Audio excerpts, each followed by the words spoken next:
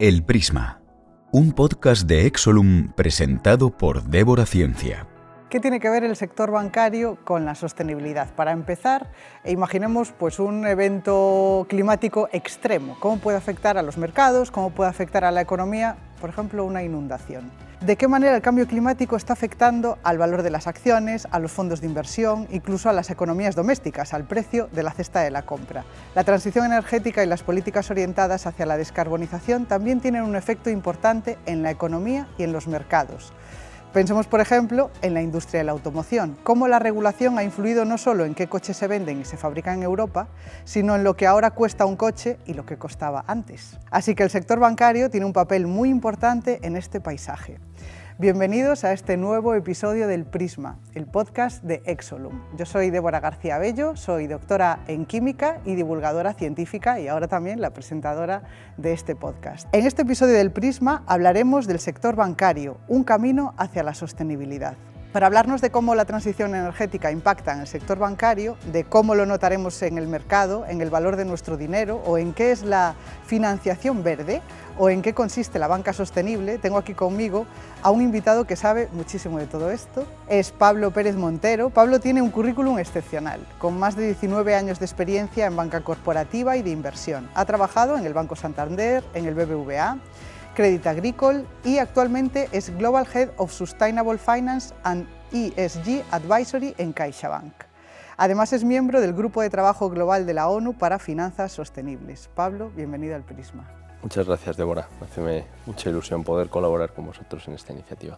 Pues tienes mucho que explicarnos, porque creo que la duda es, ¿pero qué tendrá que ver banca con sostenibilidad? Entonces, si te parece, empezamos desde el principio y es ¿qué tiene que ver esto del cambio climático o la transición energética? ¿Cómo afecta todo esto al sector bancario? Bueno, generalmente se suele implicar a la banca en la relación directa que las personas, los ciudadanos, tienen con ella, simplemente a través de su relación a nivel de sucursal o de banca-personas, ¿no? Pero la banca juega un papel muy relevante en términos de canalización de capital, de flujos de capital desde el mercado hacia ciertas iniciativas. Estas iniciativas son inversiones en proyectos, en necesidades, en el desarrollo empresarial de diferentes sectores y compañías desde las que tratan de evolucionar en su sector y en su mercado a través de inversiones propias. La banca somos un intermediario, tenemos que tomar el dinero del capital de los inversores, de los bancos centrales, del flujo del propio mercado y canalizarlo a través de préstamos o actividad de financiación hacia nuestros clientes.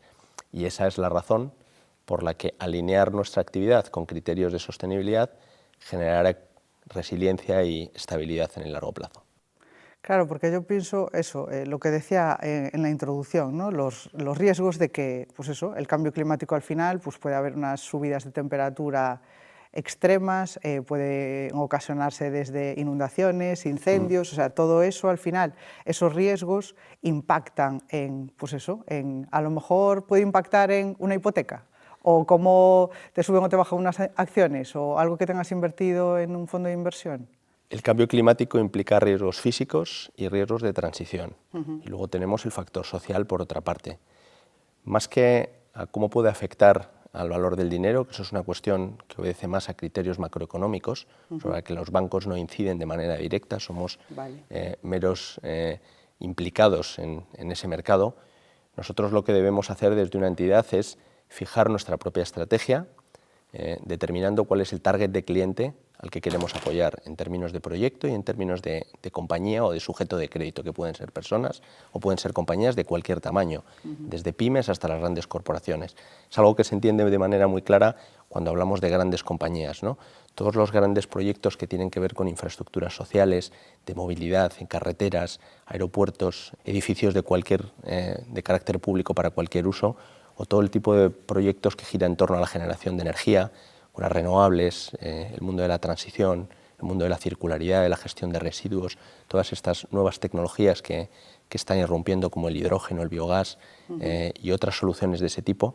Financiar proyectos de esa naturaleza y en los volúmenes que se requieren es necesaria generalmente toda la implicación del mercado de financiación, que es por un lado la banca, a través de la financiación directa que otorgamos a nuestros clientes, y por otro el mundo de los inversores, donde intervienen pues inversores institucionales de naturaleza fondos, planes de pensiones, fondos temáticos, family offices, compañías de carácter inversor institucional público o privado, y ahí es donde la conjunción de ambos da lugar a la viabilidad de estos proyectos y, por tanto, fomentar la actividad de proyectos sostenibles genera un alineamiento, una convergencia de nuestro balance a largo plazo con este tipo de criterios.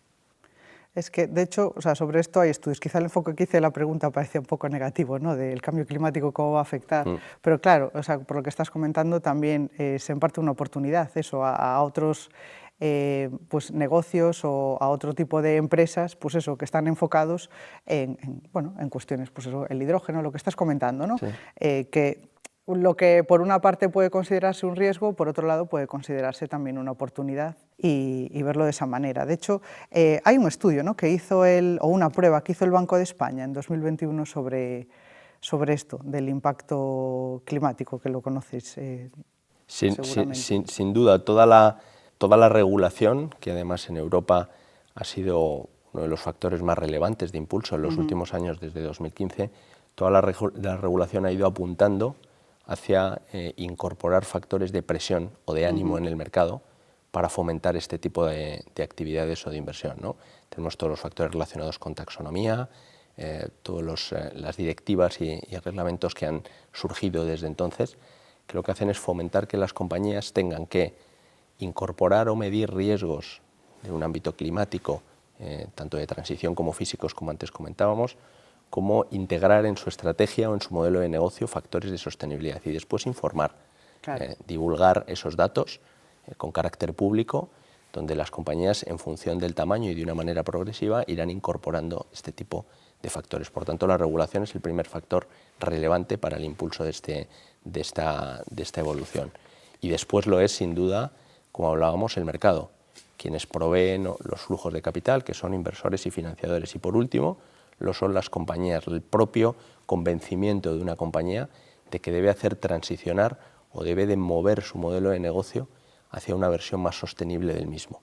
Es decir, aquellas compañías que entienden que su modelo de negocio en el medio plazo puede estar amenazado o en peligro, van incorporando factores en el presente que le permiten transicionar o modificar ese modelo de negocio hacia el futuro. Ahí es donde interviene el factor de oportunidad que acabas de mencionar. Siempre lo hablamos con nuestros clientes, la sostenibilidad en esta primera etapa, que aunque haya madurado mucho y haya evolucionado mucho, estamos en los albores de lo que va a ser la evolución o la transición energética futura, es un espacio de oportunidad y de diferenciación. En el medio plazo y largo plazo se convertirá muy probablemente en un factor de exclusión. Y términos que usáis.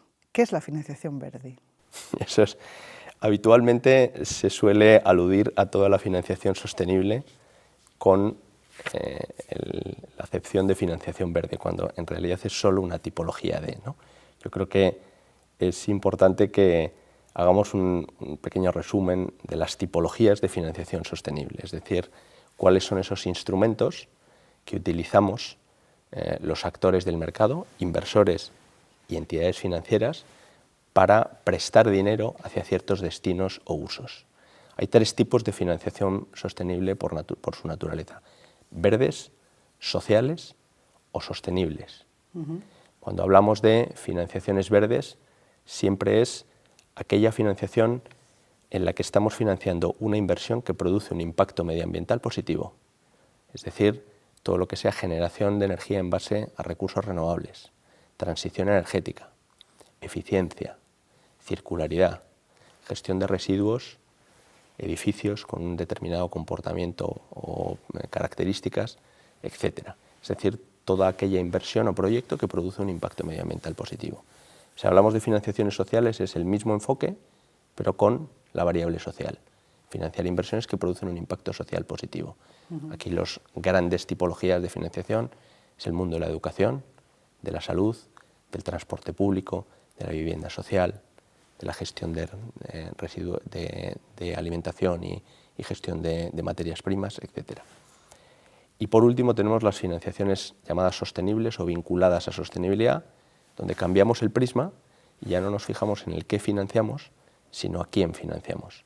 Ofrecemos una financiación no vinculada directamente a un proyecto o una inversión concreta, es decir, una financiación que le llamamos generalista, y en ella el sujeto de crédito, el cliente, sea en este caso una compañía, accede a ser medido en base a una serie de KPIs sobre los que se fijan objetivos.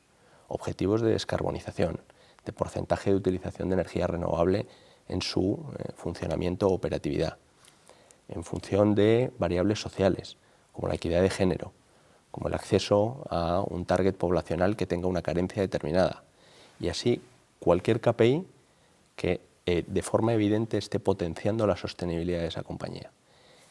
La consecución de esos objetivos le da acceso a unas mejores condiciones de financiación durante la vida del préstamo. Por tanto, cualquier financiación verde o social por su uso de fondos o estas vinculadas a parámetros de sostenibilidad por el comportamiento de la compañía durante la vida de la financiación generan ventajas en términos de financiación con respecto a una financiación tradicional. Y esto es lo que hace que el banco permita poner un foco de desarrollo con objetivos concretos de movilización de financiación sostenible sobre este tipo de proyectos y compañías. O sea que yo, para trasladarlo a tierra, de eso, personas que, pues por ejemplo, tengo unos ahorros y quiero meterlos en un fondo de inversión, ¿no? Por ejemplo. O alguien que tenga una pyme, por ejemplo, y que tenga que ver su negocio con temas de sostenibilidad, que a lo mejor vaya a tener más facilidades para obtener un crédito, ¿no? Por ejemplo. O sea, entiendo que puede ir por ahí, digo, para bajarlo a tierra a un plano más de andar por casa. Por ejemplo, eso, pues eso, tengo estos ahorros y los quisiera invertir. ¿Estos criterios de sostenibilidad que tenéis afectan a, bueno, pues este fondo de inversión que nosotros tenemos, que ofrecemos desde el banco, pues va orientado ya o ya está hecho con esos criterios de sostenibilidad? Es decir, ¿dais ese tipo de consejo?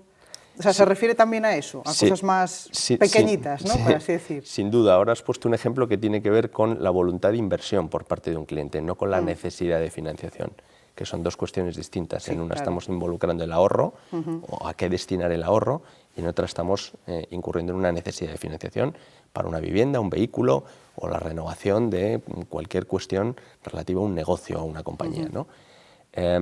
Todos los factores de sostenibilidad están, sin duda, involucrados dentro de ese sector inversor que has dicho, ¿no? A qué destinar los ahorros. Es decir, existen fondos temáticos que además están regulados, que invierten los recursos de ese fondo en compañías o proyectos que están alineados con los factores que hemos dicho antes. Si tienes una extensa oferta en el mercado a través de entidades financieras, compañías de seguros, fondos temáticos, etcétera, que te dan la opción de invertir en renovables o invertir en recurso energético verde o invertir en hidrógeno y nuevas tecnologías o en proyectos o compañías que estén fomentando la equidad de género o la lucha contra la pobreza o el desarrollo de un determinado sector o cuestiones específicas. Y luego también obviamente los tienes en genérico. Eso por el lado de la inversión. Y por el lado de la financiación es lo que antes comentábamos. Como entidad, por ejemplo, CaixaBank se fijó un objetivo en el año 2022, en su nuevo plan estratégico, de movilizar 64.000 millones de financiación sostenible en 3 años, 22, 23 y 24. Acabamos de hacer público antes del verano la consecución de ese objetivo con 6 meses de antelación. Hemos superado los 64.000 millones, 67.000 millones concretamente, a finalizar el mes de junio. Lo que quiere decir que si el banco tiene un objetivo específico para movilizar y llegar a un objetivo de financiación sostenible, va a priorizar esas financiaciones sobre las tradicionales. ¿Cómo lo priorizas? Ofreciendo innovación en los productos de financiación, es decir, financiaciones o estructuras que se ajusten a las necesidades de los clientes y que incorporen ventajas en términos de estructura o de precio con respecto a las financiaciones tradicionales. Y esto es aplicable desde una hipoteca verde o viviendas que tengan unas características en términos energéticos más eficientes, como a vehículos, por ejemplo, a todo el mundo del transporte eléctrico, como a cualquier tipo de inversión que pueda querer hacer o necesitar una pyme o una compañía de cualquier tamaño, como a las financiaciones que otorgamos a las grandes compañías, que obviamente están muchas veces impregnadas o vinculadas a estos factores de sostenibilidad que antes hemos comentado. De hecho, tengo aquí uno de los datos, que es que la banca puede financiar la rehabilitación del 80% de las viviendas en España para descarbonizarlas. Claro, es que tú cuando piensas en eso, a lo mejor no te planteas, vale, voy a tener algún tipo de ventaja si quiero hacer esto, ¿no?, con una serie de viviendas, voy a tener alguna ventaja financiera, y es a lo que te estás refiriendo. Pues sí. Exactamente. Bueno, la rehabilitación del parque inmobiliario español es uno de los grandes retos. España, por características físicas e históricas, tiene un parque inmobiliario bastante anticuado o poco eficiente en términos de energía, ¿no?, de recurso energético. Uno de los grandes retos es esta renovación global y evidentemente se da desde todos los ámbitos. Todo lo que sea el préstamo promotor o de desarrollo de nuevos desarrollos inmobiliarios. Aquí también tienes una regulación que con la calificación energética de estas nuevas edificaciones todo debe de estar alineado con las dos primeras letras, A o B, que son niveles de eficiencia bastante exigentes, y eso es de aplicación a cualquier nueva construcción en España. Y luego está todo el reto de la rehabilitación de viviendas existentes, y también las entidades financieras, no solo CaixaBank, todas las entidades financieras están tratando de desarrollar productos que giren en torno a la financiación de viviendas lo más eficientes posibles, porque evidentemente supone pues un factor de resiliencia o de estabilidad para la financiación que otorgas en el largo plazo, y también facilidades para que los clientes puedan renovar esas viviendas en cuestiones relativas al aislamiento térmico, a la generación de calor y de frío, a las características de la vivienda, ventanas, caldera y cualquier otro, revestimientos, tejado, etc. Antes hablabas de la importancia de la regulación europea sobre finanzas sostenibles. ¿Qué regulaciones existen? Bueno, eso es un mare magnum de bueno, sí. Pero cuéntanos un poco, bueno, así, aunque sean unas pinceladas de sí, cuáles son los planes así más relevantes que hay, o la regulación más relevante que hay, y eso cómo afecta a las finanzas. Pues la regulación europea ha sido uno de los grandes motores de impulso de la sostenibilidad, ¿no? Una de las grandes banderas que Europa ha querido promover frente al mundo, ¿no? Y digamos que, por hacer una historia relativamente corta y accesible, esto nace en 2015 con el Acuerdo de París, donde en base a esa primera pieza se empiezan a alinear una serie de criterios o de iniciativas que, en primer término, las más destacables fueron la Agenda 2030, con la creación de los ODS, de los Objetivos de Desarrollo Sostenible, el Plan de Desarrollo o de Acción para Finanzas Sostenibles y, por último, el Pacto Verde Europeo.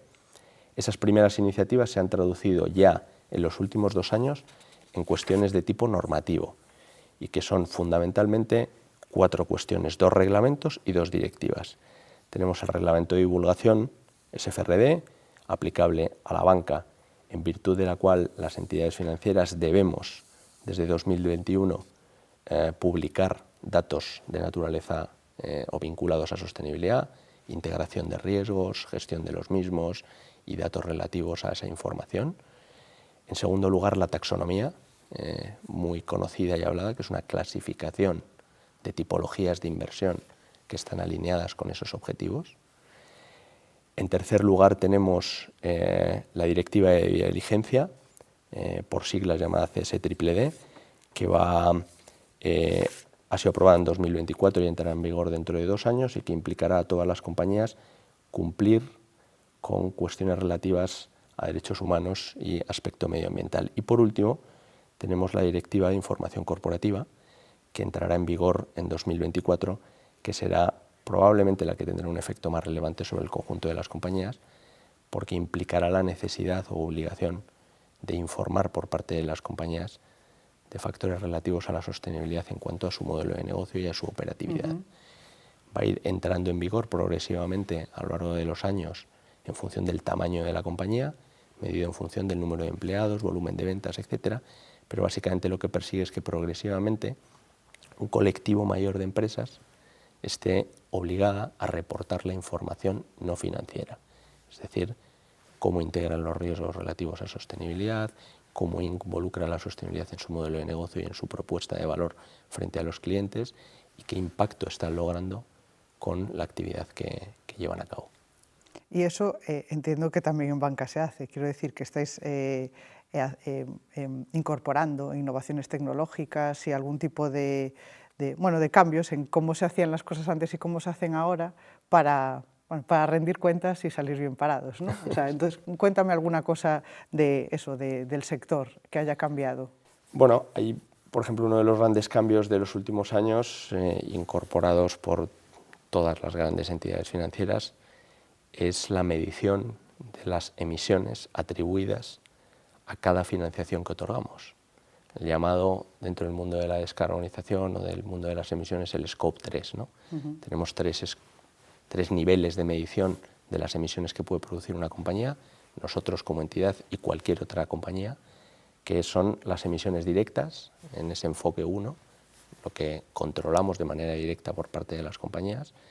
En el Scope 2 tenemos el recurso energético que utilizamos para desarrollar nuestra actividad, y en ese Scope 3 o nivel 3 tenemos la integración de toda la cadena de valor, desde los proveedores hasta los clientes. Entonces, evidentemente, para una entidad bancaria, que no es un tipo o un perfil de compañía con unas altas emisiones directas por nuestro modelo de negocio, donde está el kit de la cuestión es en la descarbonización del Scope 3, es decir, tratar de reducir las emisiones que nuestros clientes realizan en base a las financiaciones que nosotros les otorgamos. Y para ello llega a un punto en el que medimos individualmente las emisiones atribuidas a cada préstamo que otorgamos, desde un determinado nivel de tamaño, obviamente, en adelante, pero el objetivo de una alianza global en la que están incorporadas más de 140 bancos y prácticamente todo el sector financiero global, que se llama la Net Zero Banking Alliance. En base a esa alianza, todos los bancos hemos publicado objetivos de descarbonización de nuestro Scope 3, de nuestro balance, en determinados sectores. En nuestro caso, y son los sectores más habituales y necesitados de esta reducción de emisiones, sector energético, sector oil and gas, sector relacionado con el mundo del carbono, de la generación de energía en base a carbón, automotor, el sector del automóvil, del hierro y acero, residencial y real estate o mundo sector inmobiliario en general, aviación, naval, transporte. Todos estos sectores progresivamente han sido incorporados o van a ir siendo incorporados a estos objetivos que los bancos hemos fijado. Y este objetivo implica ser netos cero en 2050, el compromiso de la alianza que se generó y que es público para todas las entidades, con objetivos intermedios a 2030. Esa es una muy buena muestra de cómo un criterio que hace no muchos años, te pongo un intervalo temporal de 5 años, no había una medición y una sensibilidad tan alta sobre las emisiones atribuidas a una financiación. Hoy por hoy es un criterio básico que debe de ser validado individualmente y que en algunos casos puede motivar la denegación de una operación. Es que empezaba, de hecho, planteándote la pregunta de qué tiene que ver la banca con la sostenibilidad. Y bueno, hablando con una persona de que te iba a entrevistar, me decía, ¿pero qué es? Porque lo hacen todo online. Y no, la cosa es más profunda y es exactamente lo que acabas de contestar. O sea, cuando tú preguntas a una empresa que hace por la sostenibilidad, a veces no solamente es, ¿cómo tienen acondicionadas las oficinas, ¿no? O el uso de, o la digitalización o demás, que está muy bien, pero claro, en el caso del sector bancario va mucho más allá. Es decir, si te pones a medir, que es lo importante en el campo de la ciencia, medir no es tanto esas pequeñas acciones, que sí que son importantes, y sobre todo por lo que representan, sino el alcance de toda la financiación que podéis hacer, que ya vaya dirigida en ese sentido. Exactamente. ¿no? Hablamos muchas veces aquí en el podcast de, bueno, el impacto de que una persona a título individual cambie de coche o haga una reforma en su vivienda a nivel global, dices, pues no tiene un impacto significativo, pero cuando esto se hace, lo hacen muchísimas personas o va acorde a una financiación que favorece que tú, pues eso, puedas acondicionar muchas más viviendas o muchos más medios de transporte, pues ahí es donde realmente hay el impacto. Ahora se habla mucho, digo que de esto sabrás, a ver, esto ya es duda personal, que se habla mucho de la huella de carbono de algunas transacciones, o incluso, por ejemplo, de esto de las criptomonedas, ¿no? Lo de andar minando que tiene mucho impacto, ¿no? Que emite mucho CO2. ¿De qué va esto? O sea, para explicarle a la gente que nos está escuchando, cómo yo en mi ordenador emito CO2 o tengo tanta huella de carbono, una acción que hago, una transacción económica o estar minando criptomonedas. Bueno, el mundo de las criptomonedas, que evidentemente no es mi especialidad, sí. Pero tiene que ver con lo intensivo que es en el uso de energía, ¿no? Implica un consumo de energía muy alto y por tanto la huella de carbono de esa actividad es alta. Y tiene mucho que ver, la explicación, permíteme que use el paralelismo con lo que antes hemos explicado. Un viaje o un desplazamiento por nuestra parte, en nuestro vehículo propio, en un avión o en un tren, dependiendo de las características del medio de transporte que estemos utilizando, tendrá una huella de carbono u otra. Viajar en un medio de transporte 100% eléctrico podría llegar a implicar estrictamente en el viaje una huella de carbono cero, por ser un medio de transporte 100% eléctrico, y en cambio el viajar en un medio de transporte que utilice o que se mueva en base a combustión en base a combustibles fósiles puede generar una huella de carbono elevada dependiendo del tipo de medio de transporte. Por tanto, cada acción o cada faceta de nuestra vida como personas o como compañías implica un recurso energético e implica una emisión de CO2 o de gases de efecto invernadero a la atmósfera. Y por tanto la medición individual de cada una de las acciones te permite establecer un criterio de qué tipo de activos, compañías o personas o iniciativas prefieres financiar para que la huella de nuestros clientes, nuestro Scope 3, el alcance 3, sea menor. Y es precisamente lo que antes hemos comentado. Debemos ser capaces de discernir cuál es la huella de carbono de una vivienda o de otra en función de ciertos criterios. Uno puede ser la calificación energética de esa vivienda y otros son las características que puedan incorporar de mejora o evolución en otros términos. Pero de la misma manera puede ser sobre la financiación de un vehículo o de la renovación de cualquier cuestión que necesites en casa o de un viaje, o cuando hablas de compañías, de cualquier proyecto o necesidad que puedan querer implementar. Diferenciamos entre lo que antes comentábamos. No es lo mismo financiar a una compañía que tiene un modelo de negocio que ha tendido a la descarbonización con objetivos ambiciosos y que ha ido modificando su Scope 1 y 2 hacia un modelo de neto cero en un intervalo de tiempo similar al que nos hemos fijado nosotros, es decir, la estrategia de esa compañía y la que nosotros nos hemos fijado son convergentes y por tanto es un cliente que está alineado con los criterios de la entidad, o si por el contrario estamos en ocasiones enfrentándonos a conversaciones con clientes que están desalineados con esos criterios. De manera que seguir financiando a una compañía de esa naturaleza va a hacer que cada vez la convergencia sea menor con nuestros objetivos y por tanto va a ser, digamos que nocivo o va a penalizar la posibilidad de llegar al objetivo a final de ese tramo o de ese horizonte temporal.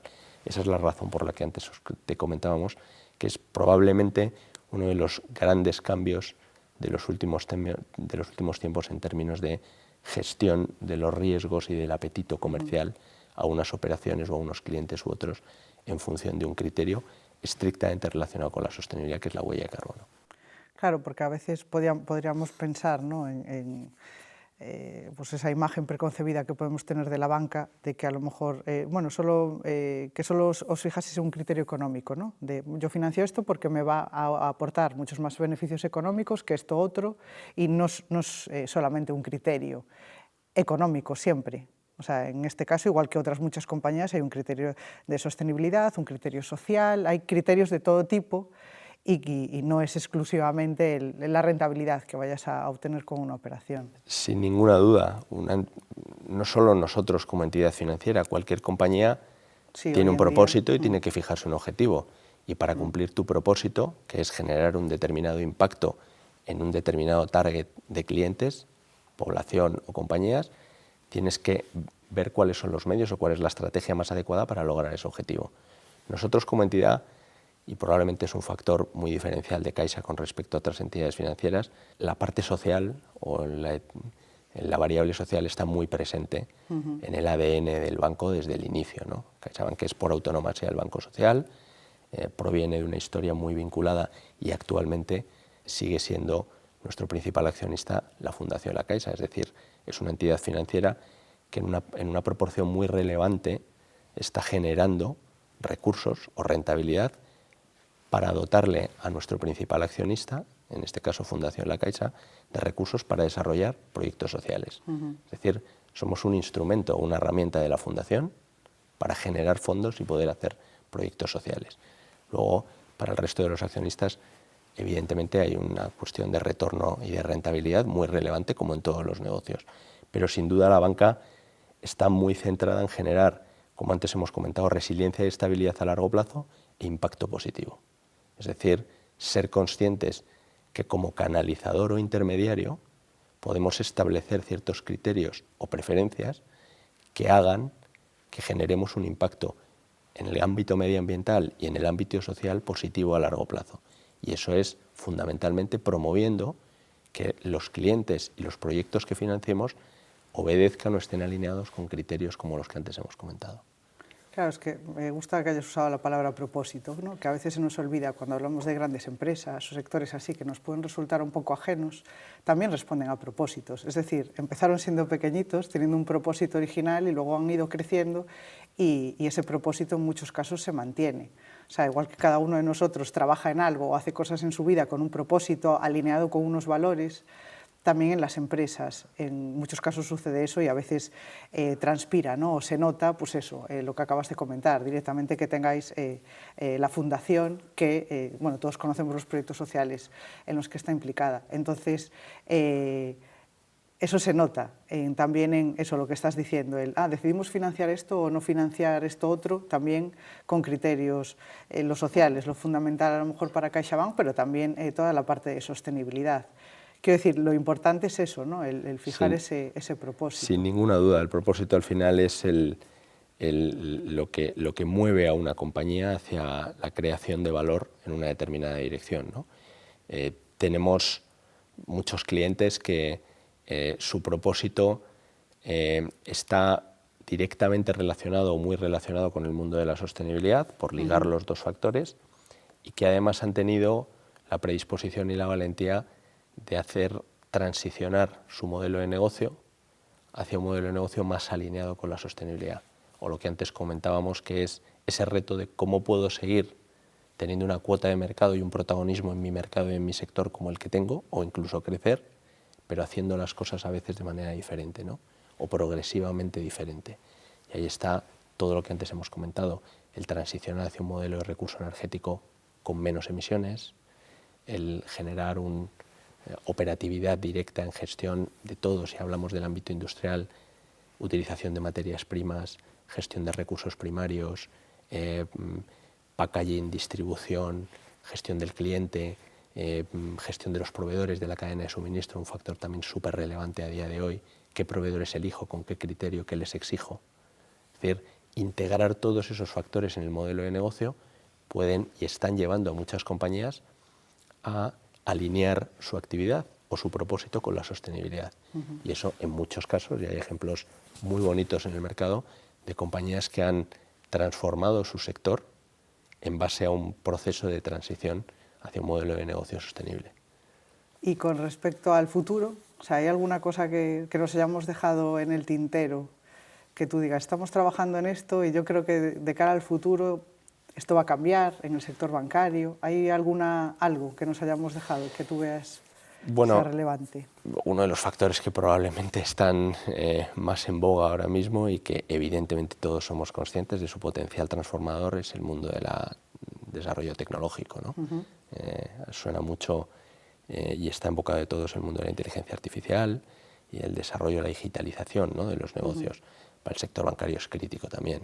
Al final a nosotros digitalizar y evolucionar hacia un modelo de negocio que se apoye en ese recurso nos permite modernizar nuestra manera de hacer banca y tener un acceso más fluido a los clientes, a la información y a cómo ordenamos todos esos factores para generar un servicio de mayor valor añadido hacia el cliente y más trazable y más optimizable a nivel interno para la entidad. Ese es el gran reto probablemente de todos los sectores en el medio plazo, cómo integrar todo el desarrollo tecnológico que está viniendo en su modelo de negocio como un factor positivo, ¿no?, para generar diferenciación en su favor. Es que siempre que hablamos eso de inteligencia artificial o de eso, digitalización y demás, al final eso tú podemos estar hablando aquí de medimos el impacto de esta empresa cuando pide una financiación y lo medimos todo, pero bueno, yo como científica te puedo decir lo difícil que es medir cosas y luego ¿qué haces con esas medidas? Es decir, luego tienes que ordenarlas, organizarlas, tener algún tipo de criterio, optimizar, y todo eso al final te lo facilita una inteligencia artificial. Es decir, yo tengo un mare magnum de datos y cómo extraigo la información que me interesa. Entonces, bueno, me gusta que hayas apuntado a esto de la inteligencia artificial porque es fundamental para que todo ese mare magnum de datos se traduzcan en información y por tanto en conocimiento y por tanto al final que se tome una decisión u otra. Pues, por ejemplo, hasta cómo financiar una actividad o decidir no financiarla, ¿no?, si no va alineada con vuestros propósitos. Pues creo que ha quedado bastante claro, no sé si quieres añadir algo más, de qué tiene que ver la sostenibilidad con el sector bancario. Y es una cuestión muchísimo más profunda de lo que cabía esperar. O sea, no hemos hablado de cómo climatizáis las oficinas, porque eso no es tan relevante como toda la actividad que hacéis, pues eso, con determinadas empresas, pues eso, fondos de inversiones y todas estas cosas que al final van dirigidas con un propósito hacia la sostenibilidad. Bueno, efectivamente, como apuntas, al final somos canalizadores, intermediarios, que debemos tratar de gestionar ese flujo, ¿no?, de capital hacia un modelo económico más sostenible en el medio y largo plazo y sobre todo teniendo en cuenta esas dos variables que han un poco vertebrado toda la conversación, ¿no? El impacto positivo en términos climáticos o la lucha contra el cambio climático y todo lo que conlleva en términos de medición de variables y de mitigación, y luego el factor del impacto social, ¿no?, generar un impacto social positivo en el medio y largo plazo. Pues muchísimas gracias, Pablo. Un placer haber estado contigo. A vosotros, muchas aquí. gracias.